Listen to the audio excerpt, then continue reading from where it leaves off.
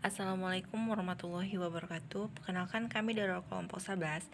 Di sini kami akan menjelaskan materi tentang instrumen pembelajaran IPA kelas 1 sampai dengan 6 SD atau MI.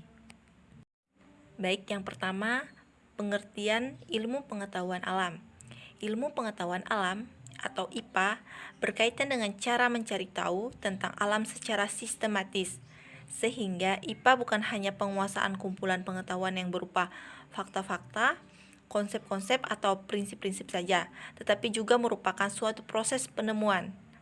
Ilmu pengetahuan alam merupakan pengetahuan ilmiah, yaitu pengetahuan yang telah mengalami uji kebenaran melalui metode ilmiah, dengan ciri objektif, metodik, sistematis, universal, dan tenatif.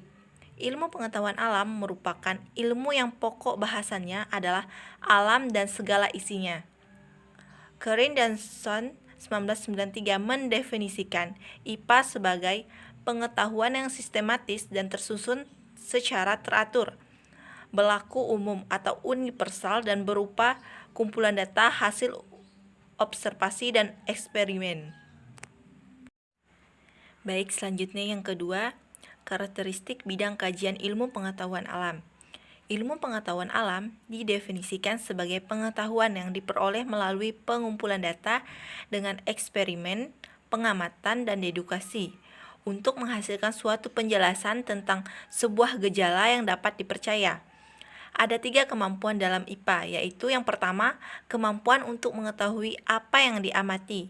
Yang kedua, kemampuan untuk memprediksi apa yang belum diamati. Dan kemampuan untuk menguji tindak lanjut hasil eksperimen. Yang ketiga, dikembangkan sikap ilmiah.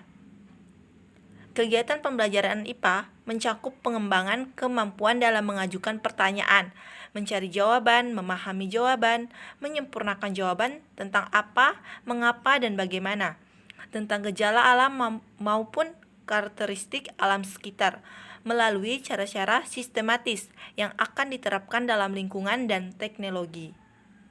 Selanjutnya akan dijelaskan oleh teman saya Hadi Septiadi. Baik, selanjutnya saya akan menjelaskan mengenai tujuan pembelajaran IPA terpadu. Tujuan pembelajaran IPA terpadu adalah sebagai berikut. Pertama, meningkatkan efisiensi dan efektivitas pembelajaran. Dalam standar kompetensi dan kompetensi dasar yang harus dicapai peserta didik masih dalam lingkup bidang kajian energi dan perubahannya, materi dan sifatnya, dan makhluk hidup dan proses kehidupan. Banyak ahli yang menyatakan pembelajaran IPA yang disajikan secara disiplin keilmuan dianggap terlalu dini bagi anak usia 7-14 tahun. Karena anak pada usia ini masih dalam transisi dari tingkat berpikir operasional konkret ke berpikir abstrak. Selain itu, peserta didik melihat dunia sekitarnya masih secara holistik. Atas dasar itu, pelajaran IPA hendaknya disajikan dalam bentuk yang utuh dan tidak parsial. Di samping itu, pembelajaran yang disajikan terpisah-pisah dalam energi dan perubahannya. Makhluk hidup dan proses kehidupan materi dan sifatnya, dan bumi alam semesta kemungkinan adanya tumpang tindih dan pengulangan, sehingga membutuhkan waktu dan energi yang lebih banyak, serta membosankan bagi peserta didik. Bila konsep yang tumpang tindih dan pengulangan dapat dipadukan, maka pembelajaran akan lebih efisien dan efektif. Keterpaduan bidang kajian dapat mendorong guru untuk mengembangkan kreativitas tinggi karena adanya tuntutan untuk memahami keterkaitan antara satu materi dengan materi yang lain. Guru dituntut memiliki kecermatan, kemampuan analitik, dan kemampuan kategorik agar dapat memahami keterkaitan atau kesamaan materi maupun metodologi. Kedua, meningkatkan minat dan motivasi. Pembelajaran terpadu memberikan peluang bagi guru untuk mengembangkan situasi pembelajaran yang utuh, menyeluruh, dinamis, dan bermakna sesuai dengan harapan dan kemampuan guru, serta kebutuhan dan kesiapan peserta didik. Dalam hal ini, pembelajaran terpadu memberikan peluang bagi pengembangan ilmu pengetahuan yang berkaitan dengan tema yang disampaikan. Pembelajaran IPA terpadu dapat mempermudah dan memotivasi peserta didik untuk mengenal, menerima, menyerap, dan memahami keterkaitan atau hubungan antara konsep pengetahuan dan nilai atau tindakan yang termuat dalam tema tersebut. Dengan model pembelajaran yang terpadu dan sesuai dengan kehidupan sehari-hari, peserta didik digiring untuk berpikir luas dan mendalam untuk menangkap dan memahami hubungan konseptual yang disajikan guru. Selanjutnya, peserta didik akan terbiasa berpikir terarah, teratur, utuh, menyeluruh, sistematik, dan analitik.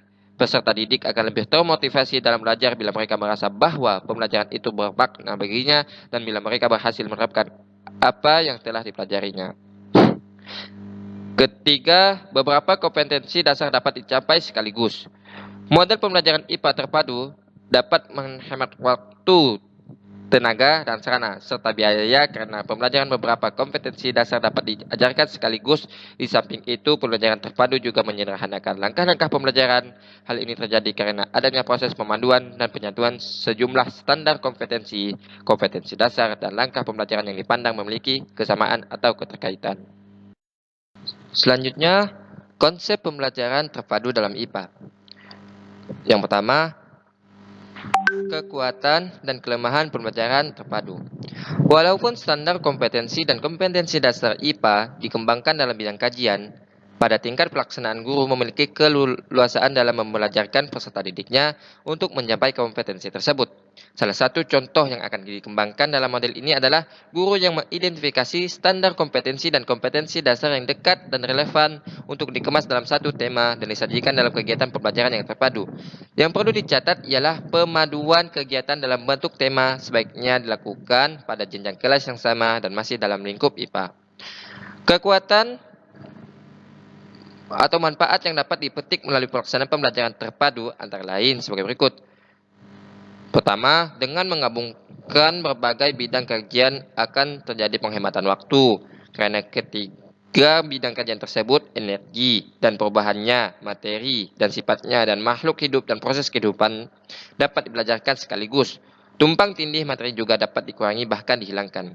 Kedua, peserta didik dapat melihat hubungan yang bermakna antar konsep energi dan perubahannya, materi dan sifatnya, dan makhluk hidup dan proses kehidupannya. Ketiga, meningkatkan taraf kecakapan berpikir peserta didik, karena peserta didik dihadapkan pada gagasan atau pemikiran yang lebih luas dan lebih dalam ketika menghadapi situasi pembelajaran. Keempat, pembelajaran terpadu menyajikan penerapan aplikasi tentang dunia nyata yang dialami dalam kehidupan sehari-hari sehingga memudahkan pemahaman konsep kepemilikan kompetensi IPA. Kelima, motivasi belajar peserta didik dapat diperbaiki dan ditingkatkan. Keenam, pembelajaran terpadu membantu menciptakan struktur kognitif yang dapat menyebati antara pengetahuan awal peserta didik dengan pengalaman belajar yang terkait sehingga pemahaman menjadi lebih terorganisasi dan mendalam dan memudahkan memahami hubungan materi IPA dari satu konteks ke konteks lain. Ketujuh, akan terjadi peningkatan kerjasama antara guru bidang kajian terkait, guru dengan peserta didik dengan peserta didik, guru dengan narasumber sehingga belajar lebih menyenangkan, belajar dalam situasi nyata dan dalam konsep yang lebih bermakna. Konsep selanjutnya yaitu pemaduan konsep dalam pembelajaran IPA. Salah satu kunci pembelajaran terpadu yang terdiri atas beberapa bidang kajian adalah menyediakan lingkungan belajar yang menempatkan peserta didik mendapat pengalaman belajar yang dapat membangkitkan menghubungkaitkan konsep-konsep dari berbagai bidang kajian. Pengertian terpadu di sini mengandung makna menghubungkan IPA dengan berbagai bidang kajian. Lintas bidang kajian dalam IPA adalah mengkoordinasikan berbagai disiplin ilmu seperti makhluk hidup dan proses kehidupan, energi dan perubahannya, materi dan sifatnya, geologi dan astronomi. Sebenarnya, IPA dapat juga dipadukan dengan bidang kajian lain di luar bidang kajian IPA, dan hal ini lebih sesuai dengan jenjang pendidikan sekolah dasar. Mengingat pembahasan materi IPA pada tingkat lebih semakin luas dan mendalam, maka pada jenjang pendidikan SMP, MTS, dan SMA atau MA akan lebih baik bila keterpaduan dibatasi pada bidang kajiannya termasuk bidang kajian IPA saja. Hal ini dimaksudkan agar tidak terlalu banyak guru yang terlibat yang akan membuka peluang timbulnya kesulitan dalam pembelajaran dan penilaian. Mengingat semakin tinggi jenjang pendidikan, maka semakin dalam, luas pula pemahaman konsep yang harus diserap oleh peserta didik.